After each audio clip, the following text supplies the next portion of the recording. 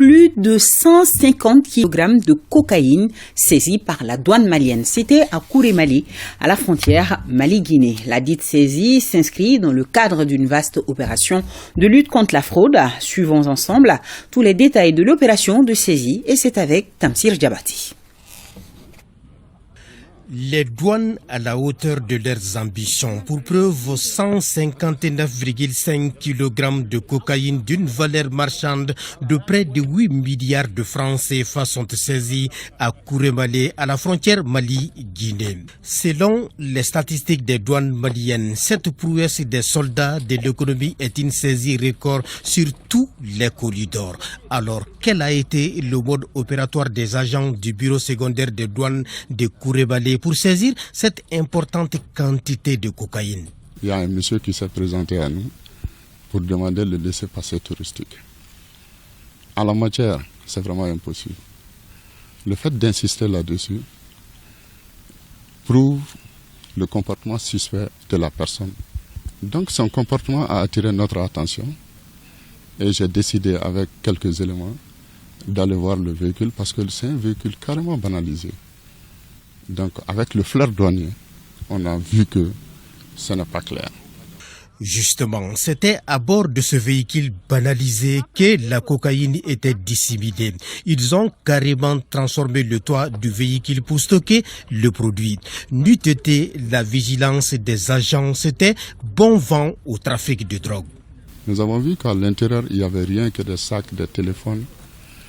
Mais vu les pneus du véhicule, on sentait une charge. C'est ce qu'on a essayé de découvrir.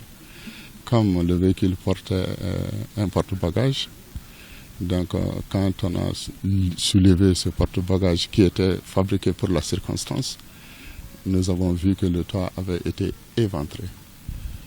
Donc quand on a enlevé la tôle qui cachait en fait ce produit, nous avons vu des briquettes. Force est de signaler que depuis un certain moment, les soldats de l'économie ont adopté de nouvelles stratégies dans la lutte contre la fraude. C'est là à travers une surveillance accrue sur les différents corridors. Cette saisie record sur le corridor guinéen nous appelle à deux enseignements très importants. D'abord, les douanes maliennes ne ménagent aucun effort pour l'accomplissement de leur mission. Mais aussi, il faudrait vraiment, le second enseignement, remarquer que un pays en guerre, d'une manière générale et précisément notre pays, est un pays qui devient un terreau très très facile pour les malfaiteurs de tout genre, pour pouvoir vraiment se livrer à des activités illicites dans les pays. Et c'est pourquoi justement je profite de votre antenne pour lancer un appel à tous les collègues porteurs d'uniformes et même aux populations civiles, afin que tout le monde puisse rester très très vigilant pour la défense de notre patrie.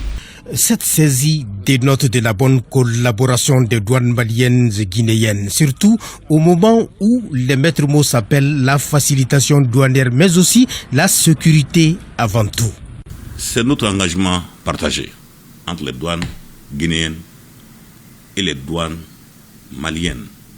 Quand on parle de bilatéral, ça veut dire que les deux administrations vont travailler ensemble en termes de facilitation du transit, en termes de sécurisation du transit et en termes d'échange d'informations et de données. Facilitation et sécurisation, les douanes peuvent réussir ce double objectif et l'un n'empêche pas l'autre. Et aujourd'hui, on peut peut-être penser que bon, voilà, le corridor il est ouvert. Je vous assure que cela n'entamera en rien la détermination des deux douanes, des deux côtés, à travailler pour rester dans la vigilance. L'engagement et la détermination des agents de terrain de la direction régionale des douanes de Koulikoro sous le leadership de leur directeur, le lieutenant-colonel Mohamed Koulibaly, ont été salués et appréciés par la hiérarchie.